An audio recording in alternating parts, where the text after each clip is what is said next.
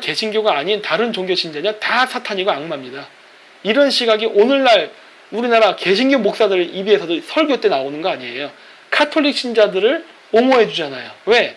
둘은 싸우지만 어쨌든 성경을 기반으로 한 종교니까. 그래서 일본에 보면 이게 숨은 그리스도인이라고 해서 카쿠레 키리스, 이게 뭐래서 카쿠레 기리사단인가? 뭐 그런 이름으로 해서 일본에 있습니다. 맞네. 카쿠레 기리사단. 그래가지고 이게 뭐냐면은 그 당시에 일본에서 그 임진왜란이 일어났을 때 그 패전에서 들어온 사람들 있어요. 소수행장 이런 애들. 임진왜란 패하고서 일본에 들어왔는데 이 패전에 들어온 사람들을 도쿠가 이에야스가 박해를 합니다. 근데 여기 보시면 나오지만 일본에서는 그리스도교는 1587년 불법이 됐고 10년 뒤 나가사키에서 26명이 처형되면서 박해가 시작됐다. 가장 잔인하고 체계적인 그리스도인 박해 가운데 하나였다고 할 수 있다. 웃기는 소리죠. 이거 자기네 입장에서만 쓴 거야. 그 일본이 전국시대 때 들어와서 카톨릭 신자들이 한 게 뭐예요? 무기매매, 전쟁이었거든요.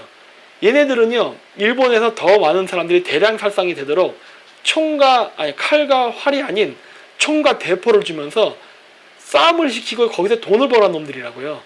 그랬던 놈들이 불과 26명이 죽었다고 난리를 치는 거예요. 이거 웃기지 않습니까? 그때 전국시대에 일본 사람들 몇 명이나 죽었을 것 같아요. 네? 근데 얘네들은 자기네들이 죽으면은 난리를 치고 일본인들이 죽은 거에 대해서는 아무런 말을 하지 않는단 말이에요. 어쨌든 그래서 이러한 배경이 있었기 때문에 일본에서는 1587년에 불법이 된 거예요. 왜 불법시켰어요? 일본인들을 분열시키고 총대포로 죽이는 일을 했기 때문에 그런 거예요. 그러고 나서 어떻게 합니까? 조선으로 다 쫓아내버리죠. 왜? 조선 가라 죽으라 이거예요. 너희들은 더 이상 기독교 신자는 더 이상 일본에 있지 마라. 왜? 우리나라에 있으면 계속 유럽인들과 결탁해가지고 무기매매해가지고 일본을 분열시키고 전쟁에 빠뜨리기 때문에 위험하다고 생각했던 거예요. 그런데 임진왜란 끝나고 소수행정이 어떻게든 뚫고 나와가지고 일본에 돌아오니까 어떻게 한 거예요? 도쿠가 이에야스가 나중에 그 세기가하라 전투라 그래서 그 동군 서군 전쟁에서 승리하면서 일본을 세국 정치하면서 바로 이때 들어왔던 바로 기리사단들을 철저하게 다 제거합니다. 왜? 일본의 안정된 번영을 위해서 했던 거예요. 그래서 포르투갈 선교사와의 커넥션을 완전히 끊어버림으로써 더 이상 일본 열대에서 무기매매가 일어나지 못하게 하고 나가사키항만 개항한 다음에 철저하게 무기에 대한 통제한 겁니다. 왜? 이 서양인들의 구교신교 종교전쟁 때문에 일본이 피해를 보는 걸 막기 위해서 했던 거예요. 그래서 1차 카톨릭에 의한 일본의 침략은 임진왜란 이후에 도쿠가 이에야스에 의해서 종결이 됩니다. 그리고 나서 일본은 잠깐 동안 몇백 년 동안 평화의 시대를 맺고 나서 다시 또 세력이 들어오죠. 그게 뭐냐면 바로 미국에 의한 그 강제 개항이에요. 가나가와 조약. 그래서 여기 보시면 1840년, 그러니까 그 페리 제독이 일본에 들어오기 전후에 그 역사적 시대 연표를 보면요. 1840년에는 1차 아편 전쟁이 있었고 그 다음에 1854년에 검은배 사건이랍니다. 이 검은배 사건이 아까 얘기한 페리 제독이 일본에 온 거예요. 그래서 페리 제독이 요코하마만에 와가지고 대포를 쏘면서 강제 개항을 요구했을 때 일본의 에도 막부가 그것을 응해준 거는요. 바로 1840년에 있었던 아편 전쟁 때문이에요. 청나라가 이 아편 전쟁에서 어이없이 져요. 근데 그거 아십니까? 이 아편 전쟁은요. 청나라 해군이 영국 해군하고 싸운 전쟁이 아닙니다. 청나라 해군이 영국의 마약 상하고 싸운 전쟁이에요. 그 마약 상하고 싸운 전쟁에서 진 전쟁이에요. 즉 정규군하고 싸워보지도 않은 거고 그냥 상단이랑 싸운 전쟁인데 쪽팔리게 져버린 전쟁이었다고요. 여기에 일본 사람들도 어마어마한 공포심을 느꼈어요. 일개 상단에게 청나라 해군이 졌는데 만약에 영국 혹은 미국의 해군이 정식 군대가 와갖고 이렇게 개항을 요구한다면 이들과 싸우는 것은 어마어마한 피해를 입고 자기가 질 수밖에 없을 것이다. 고로 우리는 불평등하더라도 개항을 한 쪽으로 의견을 통일해야 된다는 그러한 의견을 보게 된 거예요. 왜? 아편 전쟁 때문입니다. 그리고 나서 미일 화친 조약, 즉 가나가 조약을 맺게 되고 1850년에 2차 아편 전쟁이 또 청나라에서 일어나죠.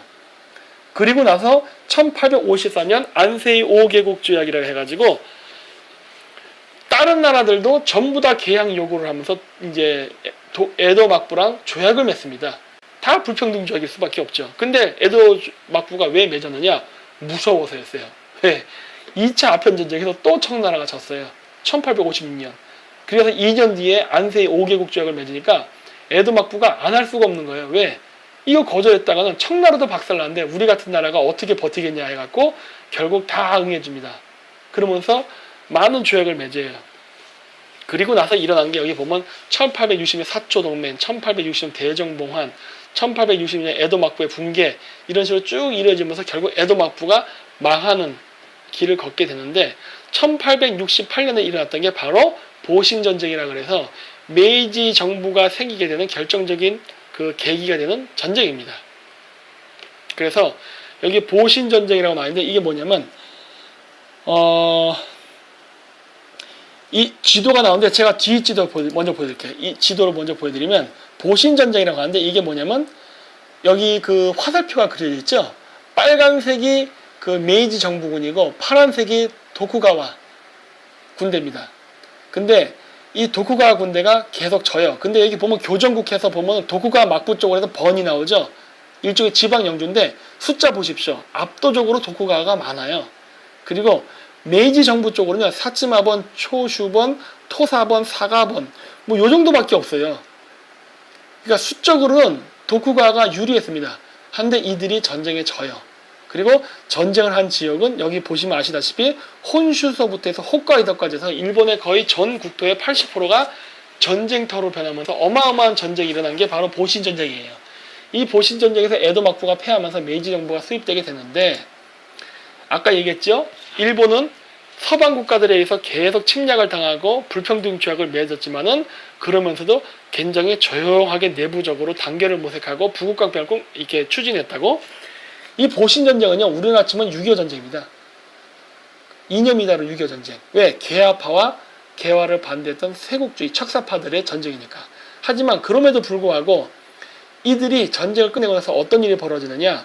여기 밑에도 나왔지만 내전에서 승리한 반막부 세력은 일본에서 외국인들을 추방시키고 과거의 막부가 외국과 맺은 불평등조약, 여기서 얘기하는 불평등조약이 뭐냐면 여기 아까 얘기했던 1858년에 안세이 5개국 조약이에요.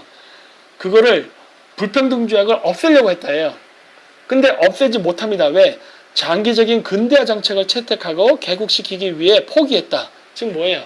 불평등조약인 거 다 알았는데 이걸 갖다가 지금 다시 조약을 이렇게 바꾸게 되면은 어마어마한 외세 계획과 침략이 있을 거라 알았기 때문에 안 한 거예요.